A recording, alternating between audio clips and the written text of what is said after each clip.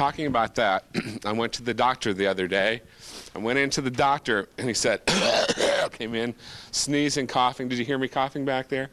Yes, dear. Yes, you did. Well, guess what? I went to the doctor, and he said to me, Linton, how are you doing? And I said, oh, I'm fine. You know, I thought he was just, he said, well, what are you doing here then, if you're fine? I wasn't fine. I was sick. But what do you know, normally when you look at a question, what do you expect? You expect there to be an answer there, right?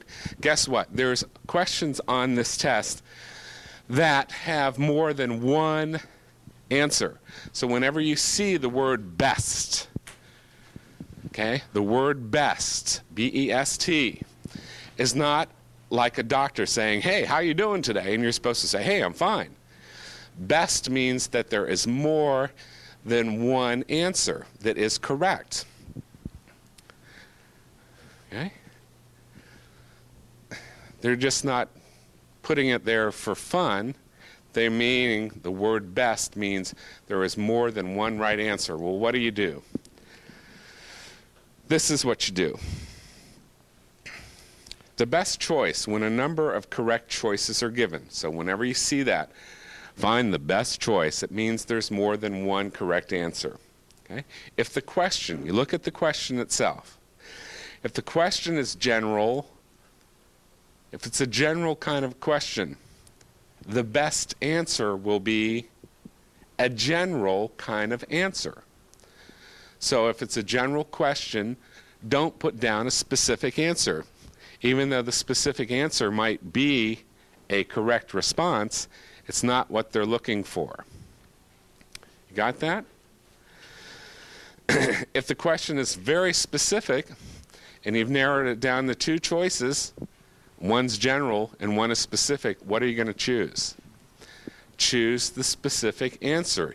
Even though they're both correct and both of them are right, you want to choose the more specific answer.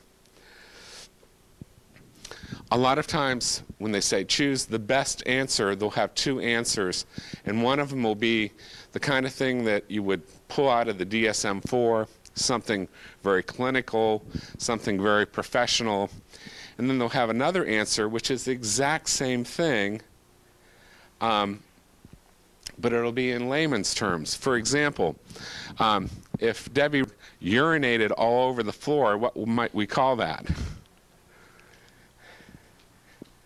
For a DSM-4, if you had to classify that, how would you classify that? Enuresis. Or another answer might be is she's peeing all over the floor.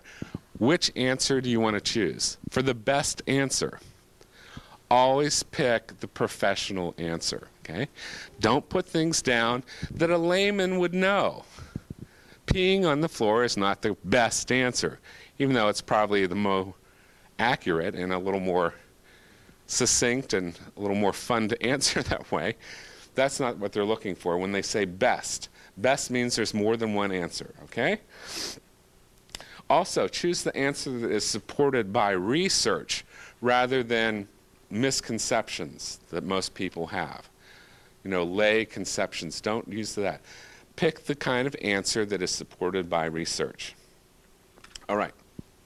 The best choice when a number of correct choices are given in order of correctness. So that means that somewhere in the stem, somewhere in the question, you've picked out this word, and that word is best, meaning there's more than one answer. Here we go. The answer that is most correct is the one that applies to all aspects of the question. Right? Number two. So that's what you're going to look for first for your best answer. You're going to look for the one that applies to all aspects of that question. The second thing, a little less than that, is looking for the answer that is correct, that you know is correct, but only applies to a portion of the question. That would be the next best thing to do. And the third thing you'd want to do is the answer that is correct but applies only to one specific example of the question itself.